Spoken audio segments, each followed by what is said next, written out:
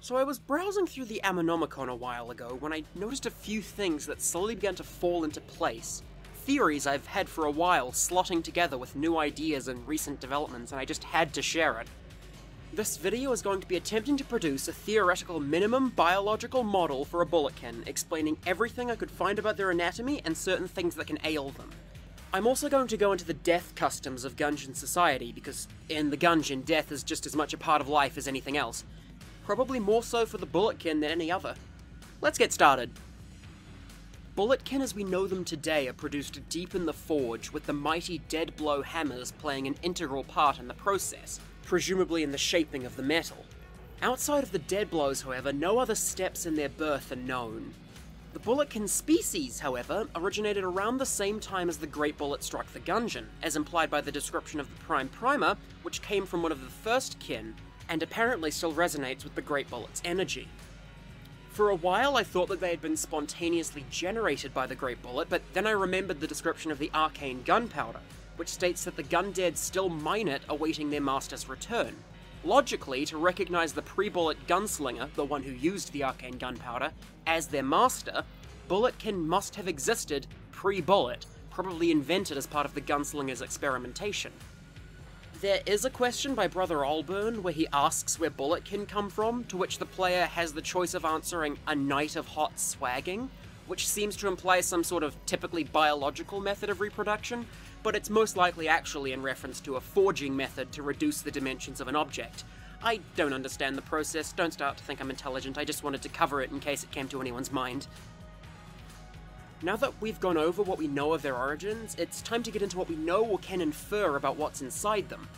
Externally, we can split a Bulletkin up into a few different parts: the slug, the casing, the primer, and the arms and legs. The slug is made of lead, and several enemy descriptions in the game, such as the Gummy and Spent, seem to imply that the slug represents the Bulletkin's brain. It's unknown if the slug is solid or not, and given what's coming up, it's disturbingly possible that it might actually contain a real brain. Moving on to the arms and legs. Many depictions of the arms and legs of the Bulletkin show them as being actually connected to the body by limbs, including official Gungeon promotional art and the Enter the Gungeon comic. However, in-game, all we see are floating circles for hands and little nubs for legs. Which is correct? This tweet by the head artist at Dodgeroll, Joe Harty, appears to say that the latter is actually the canon option. Bulletkin have nub-nubs. Apparently not even fingers, just nub-nubs. This means that there's definitely some funny business going on to allow the Bulletkin to control these independent floating hands. Probably some sort of Gungeon magic. I have no idea how they fire guns without fingers, but who am I to argue with the head artist on how a character is designed? Next up, the primer.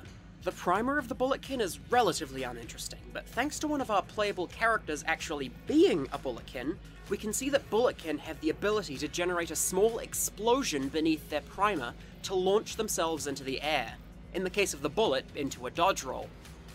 This is probably an ability that takes some learning to be able to pull off at will, otherwise all Bulletkin would probably be doing it. Finally, for the external bits and bobs, the casing. To properly explain the casing, I'll have to go into the nature of ammunition in the real world, so please bear with me. Bullet casings in the real world are typically made of brass. The reason for this is that brass, containing little to no iron, is resistant to rust, and can be reused to house new slugs. Steel and aluminium are also used in reality, though to a much lesser extent.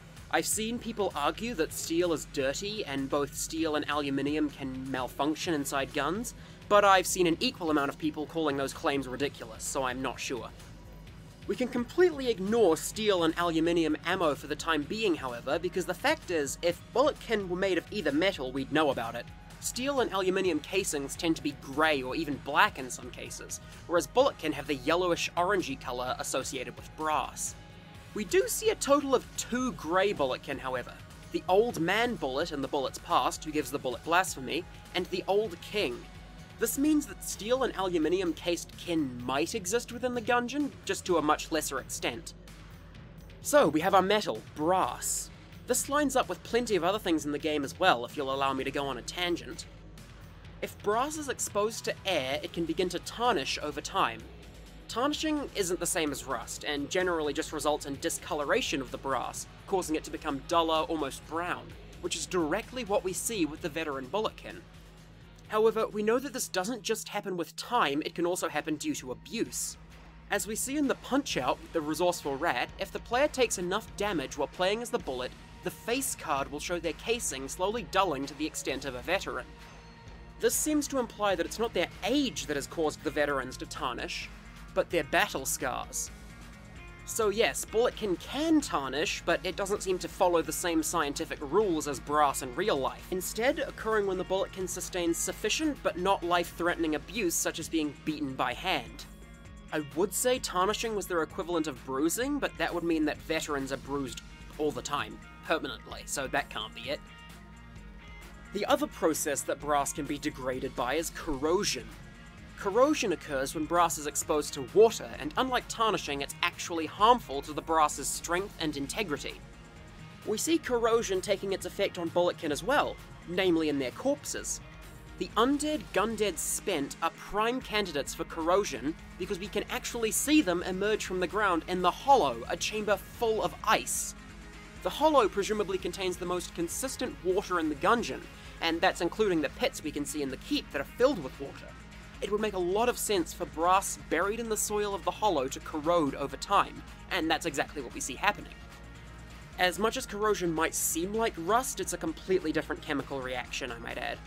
Back on track, everything we have is pointing towards the metal that makes their casing being brass, right? Well, some things still don't add up. Corrosion can heavily weaken brass, but it's not possible for the process to completely corrode away the entirety of the metal unless something was continually stripping away the corroded layers, allowing it to corrode to the core. Running water would do it, but while the Hollow probably has the moistest soil, rivers seem a bit beyond what's possible there. This means that what we see in Skullets, their complete decay down to the bone, isn't feasible. The casing must have been manually removed at some point during the burial or resurrection to leave no trace like that. I realize this a bit later, but if you remember what I said earlier, one of the reasons brass casings are so popular in real life is that they can be reused. Maybe it's a similar situation with Bulletkin. Just a thought. Okay, so we have everything we need externally. Slug, casing, primer, and limbs. Now it's time to look inside. We know for a fact, thanks to Skullets, that Bulletkin aren't just animated bullets, they also contain skeletal structures integral to the spell that creates Skullets.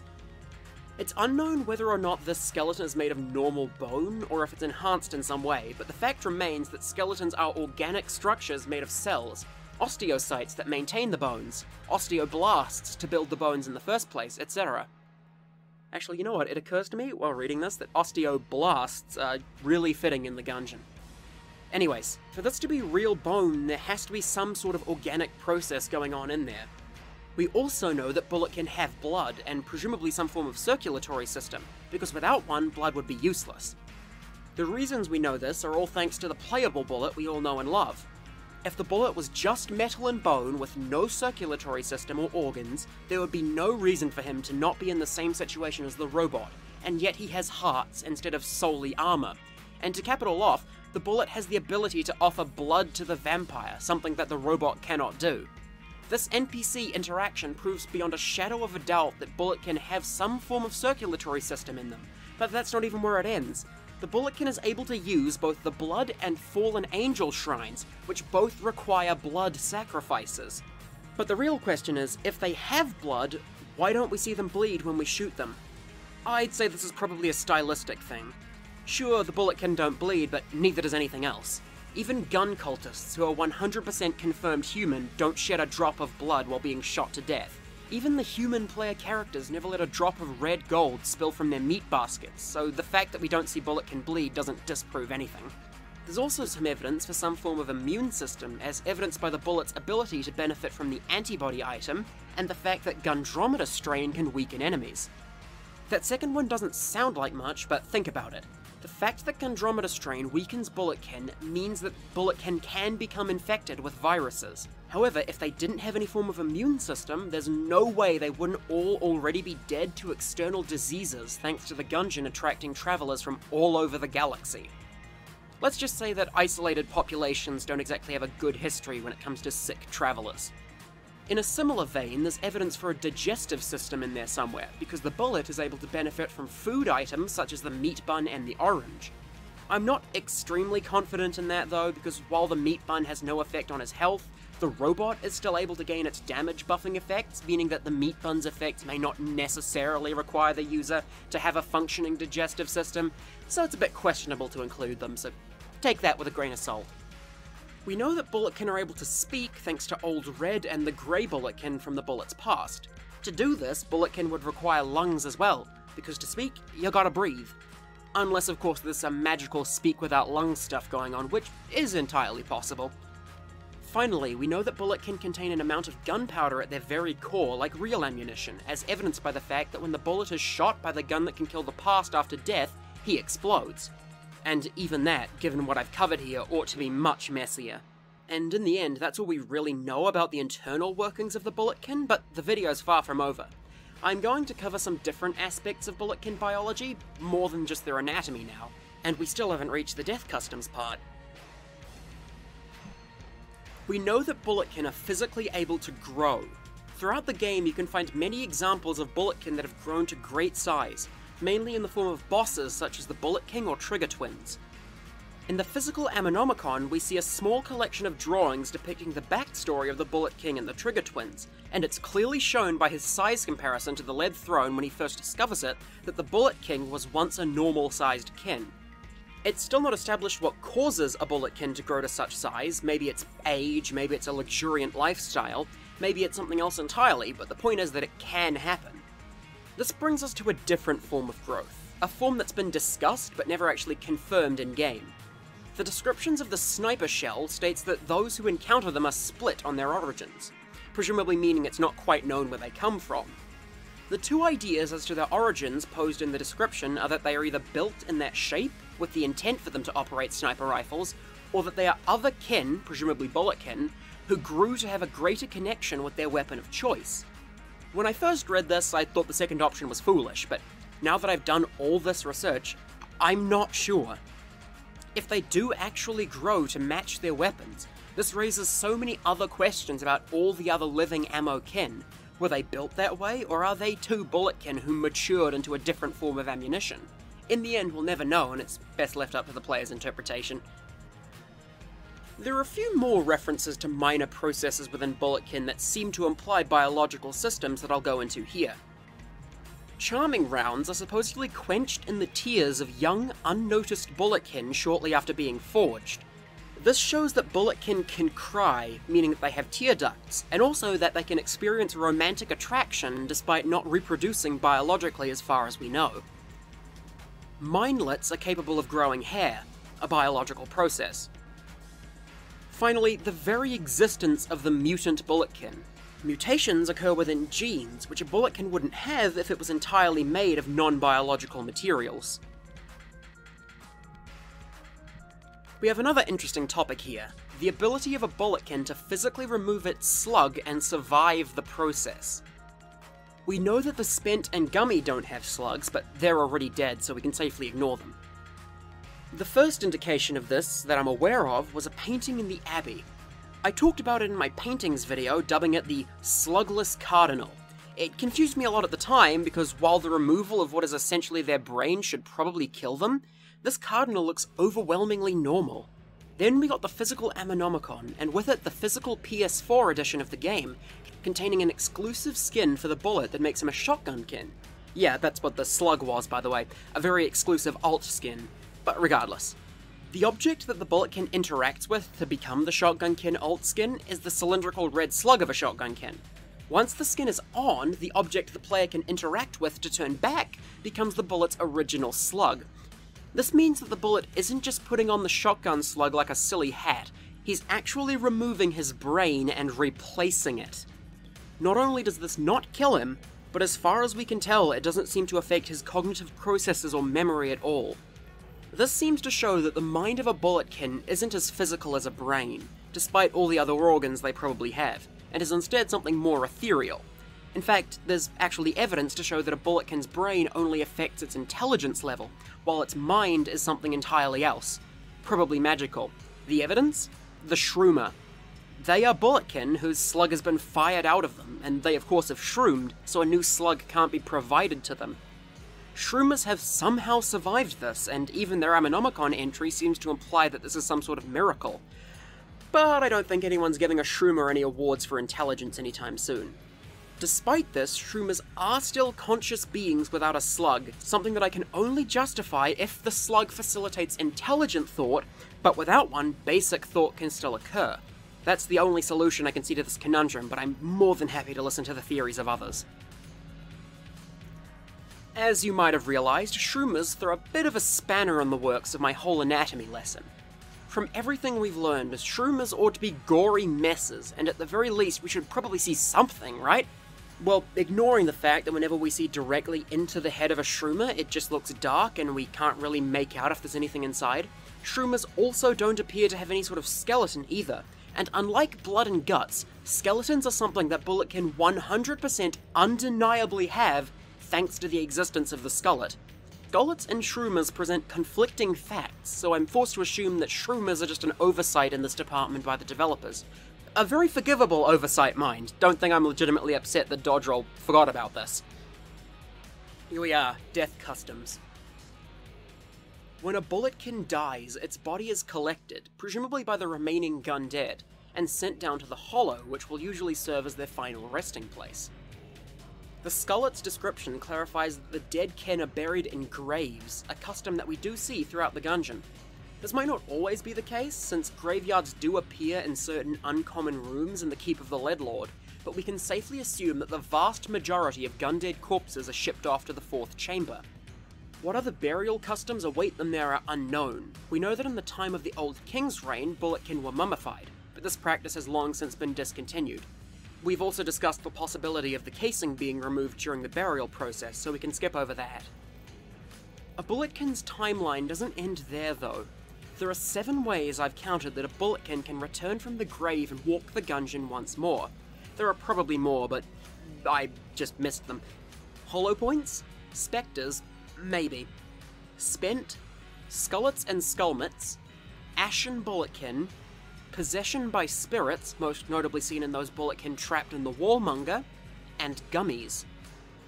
Of these, we can split them into 3 categories.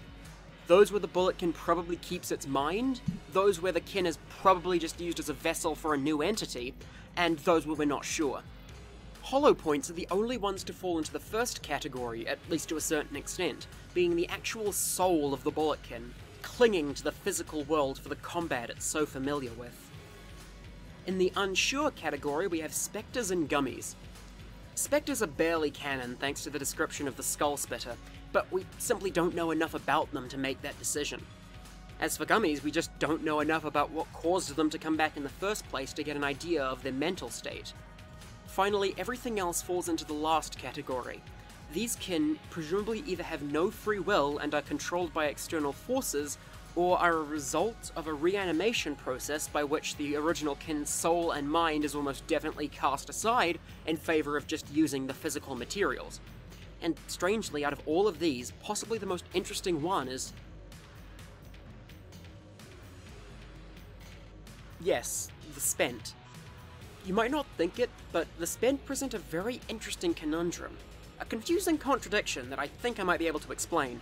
A bit of a rabbit hole resulting from one aspect of their design. They don't have slugs. I know I've pointed that out before in this video, but here's where it gets interesting. There is no reason why their slugs should be missing here. I know it's probably to make them more visually distinguished, but I think it might also go deeper. It can't be decay. Even if the lead was somehow magically all removed by some super decay, we'd still be able to see the top of their skeleton peeking out. And let's be honest, what are the chances that all of these Spent just magically had their slugs fall out? There are a couple other odd details as well.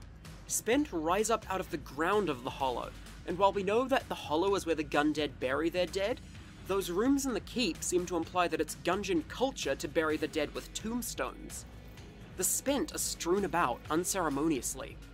There's also that thing with the casing removal. This is probably my weakest point since it's already built on a theory I just made, but the Spent don't have their casings removed either. Everything about them screams that they were worthlessly thrown away, buried in mass, unmarked graves. It seems like all of this might just be an oversight, like how I was forced to write off the Shroomer. But if you remember, I said I might have an explanation. A drawing in the physical Ammonomicon of an executioner using a guillotine to chop off the slugs of Bulletkin. We even get to see 3 Spent wandering away from the execution. A consistent method of execution such as decapitation would not only explain why they're also neatly missing their slugs, but the guillotine likely went straight through the bone, a perfect explanation for why we don't see the skullet underneath. This would even explain why they seem to have been buried so haphazardly. Around the 10th century, it was common practice for certain members of a community to be buried outside of the usual hallowed graveyard area, and instead be placed into awkward makeshift graves with what some have even come to postulate was a deliberate lack of respect. And you've probably already guessed what made the people toss them into the ground with such cruelty. They were criminals. Well, most of them at least. From what I've found, you might have also been buried that way if you committed suicide, but that's besides the point. This lines up perfectly with the execution, because it was commonplace during the 10th century for criminals to have been executed by beheading. And let's not forget that while Gungeon exists in a universe of high-tech weaponry and space exploration, society within the Gungeon is still very much medieval, and we already know that they don't take kindly to betrayal. All of this started lining up so well over the course of my research that I was honestly astounded, and it shows a bit more depth to the Gungeon society. They're not all boring, samey kin with the same goals and motivations. Some of them are criminals, deviants, those with their own goals that break whatever code of law the Gungeon has in place for itself. Hell, we even know that at least one of these deviants already existed, but this just serves to accentuate the point. And now we know what's become of them. Put to death. There's one last loose end with the Spent that I'd like to try and tie up before we end the video. Why do they come back? It's a stretch to assume that it just happens, and the motives for imbuing the corpses of criminals with the potential energy to walk again seem lacking. My one theory has to do with the executioners themselves. The description states that they have been granted minor ammomantic powers, but we never actually see this in play. Well, unless you think they use this power to throw their chains, but it wouldn't be that far-fetched to believe that in the Gungeon that's just possible. So now we have a suspect with the connection and ability to pull this off, but I still have no idea what the motive would be. In the end, I have no solid answer for why the Spent come back, only why they were killed. If anyone has a theory of their own, please leave a comment. I'm all out of ideas on this one. Here we are, the elusive end of the video. I've gone through the origins of the Bulletkin, the materials they're made of, their surprisingly squishy internal makeup, the customs of the Gundead as they relate to death, the ways that a Bulletkin can return from death in various forms, and capped it all off with a theory about the Spent being executed criminals. Good times! But anyways, I've got to go sell 600 ashtrays and empty bottles to a clueless old woman. Happy trails!